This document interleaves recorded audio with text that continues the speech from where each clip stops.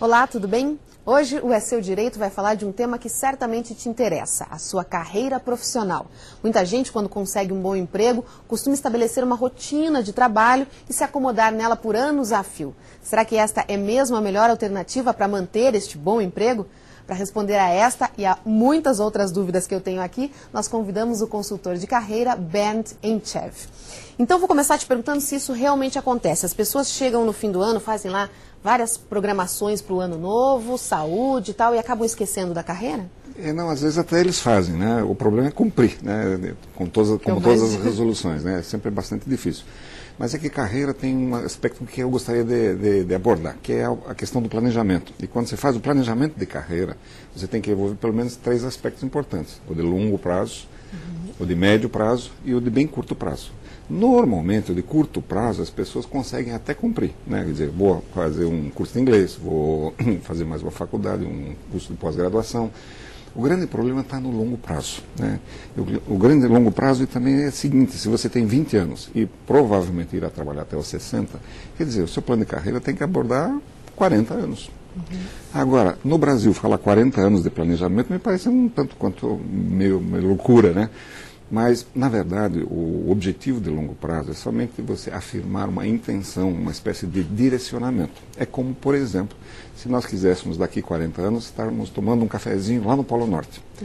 Não estou dizendo nem se eu vou de avião, nem se eu vou de bicicleta ou de navio, seja como for.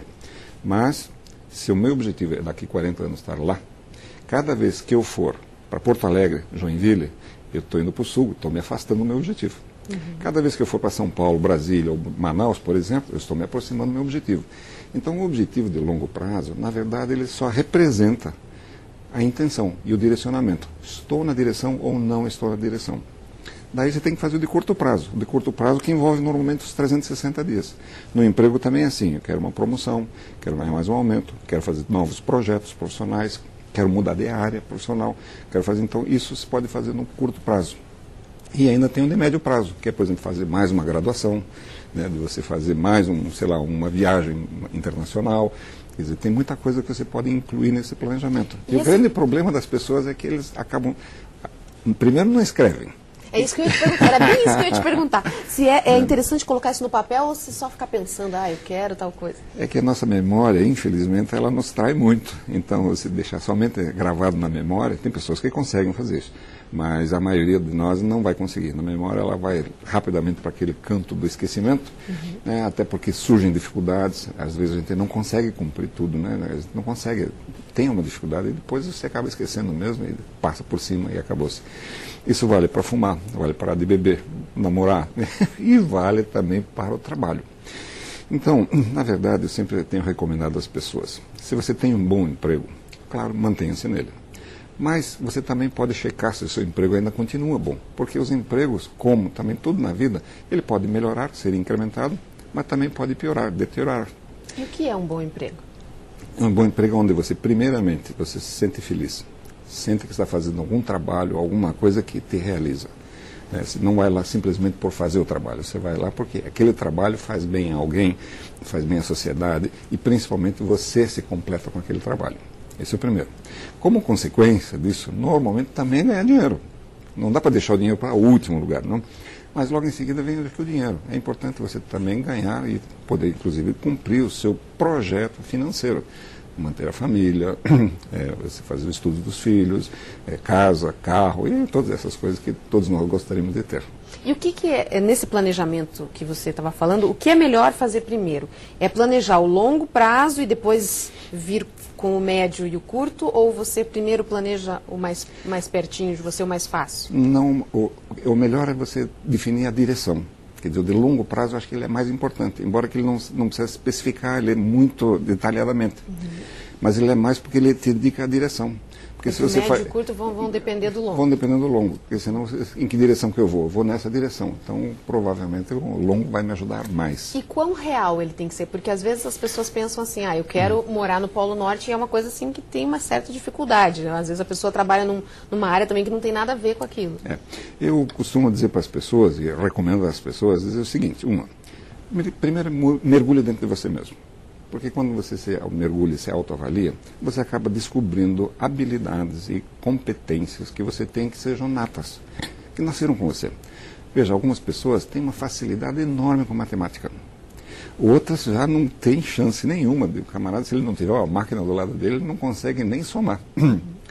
Então, na verdade, essa pessoa que tem essa habilidade comum, seja ela qual for, tentar associá-la a um tipo de profissão. Porque se você conseguir fazer essa habilidade nata sua, associá-la a uma profissão, provavelmente você vai ter uma profissão onde o seu trabalho será diversão e não trabalho. E vai ser muito gostoso você efetivamente ir lá fazer aquilo que você sabe fazer e sabe fazer isso bem. E não te custa fazer isso. Claro que nem sempre isso é possível, mas quando isso for possível, quando se consegue associar essas duas coisas, aí fica muito bom. É uma coisa a ser buscada. A ser buscada. E aí você associa isso à profissão. Aí em cima disso você vai fazer seu curso universitário, em cima disso faz seus cursos de pós-graduação, em cima disso vai buscar seu trabalho. Agora, é sempre possível fazer isso? Eu diria que não. Algumas pessoas não conseguem. E aí, como é que elas vivem? Frustradas? Bom, eu conheço muitas pessoas frustradas assim. Por quê? Porque depois de um certo tempo, você assume um monte de compromissos. São dados de realidade muito tristes. Mas eu nunca consegui pagar meu condomínio com boas intenções. Tem que levar dinheiro. Então, mesmo numa determinada época que eu não estava muito feliz com o que eu fazia, eu precisava daquilo porque eu tinha que pagar a conta de luz, água, aluguel, etc, etc, etc. Né? Então, eu fiquei um período nesse trabalho até que eu tive chance de poder mudar. Agora, o ideal é que a gente consegue fazer essa avaliação cedo. Quer dizer, quando você estiver fazendo vestibular ou na época de vestibular e você já conseguir acertar esse planejamento de longo prazo, fica tudo mais fácil. Mas é difícil, né? Porque uma pessoa com 17, 18 anos que faz a escolha profissional, nem sempre ela acerta. É difícil acertar tão cedo. Mas você veja, a qualquer momento a gente pode corrigir. Né? Porque se você está planejando 40 anos, realmente não é muito fácil você imaginar que uma pessoa que vai começar a fazer medicina hoje e vai ser médico por 40 anos, todo mundo enxerga isso como natural. Mas tem muito médico que muda no meio do caminho. Deixa de ser médico, vai ser empresário, eu conheço um médico que deixou para ser advogado. Então não é mais médico, quer dizer, ele continua médico porque a formação dele é médico, mas ele também é advogado e hoje ele trabalha com direito e não com medicina. Então a gente pode a qualquer momento também corrigir, desde que a gente tenha condições de fazer essa mudança, que não é muito fácil. Na maioria das vezes significa regredir, às vezes financeiramente, às vezes de função, né? Você subiu, foi diretor da empresa X. Aí você está indo para um outro ramo, para uma outra, e provavelmente você não vai entrar lá como diretor, talvez como gerente sênior, né? Então, às vezes, a gente tem que regredir estrategicamente, mas se você trocar isso por felicidade no trabalho, vale a pena. Eu já vou te perguntar mais sobre isso, mas antes eu queria te perguntar outra coisa. Quando a gente faz esse planejamento de carreira, a pessoa deve colocar esse objetivo real, o quanto tem que depender dela e de outras pessoas. O que eu estou querendo te perguntar é o seguinte: às vezes você faz um planejamento de carreira que você quer ter uma promoção, mas às vezes não depende tanto de você. Entendi. Veja, a promoção ela sempre acontece com várias coisas, não é uma coisa isolada, não é só porque você faz bem o seu trabalho que você vai ser promovido. Acho que para ser promovido, como no exemplo que nós estamos dando, você precisa ter outras condições, né? Por exemplo, se você é um apresentador de televisão, depende exclusivamente do seu trabalho. Mas não é que você seja diretora de jornalismo, por exemplo, aqui, você já depende de muitas outras coisas. Inclusive de uma muito importante, que é a capacidade de lidar com pessoas. Então, quanto mais você cresce na organização, mais pessoas estarão subordinadas a você, portanto, melhor terá que ser essa sua atividade, essa sua habilidade de lidar com as pessoas, como um dos exemplos, né? Então, a promoção, ela depende sim do seu trabalho, mas depende também daquilo que os outros veem em você, o potencial a ser desenvolvido.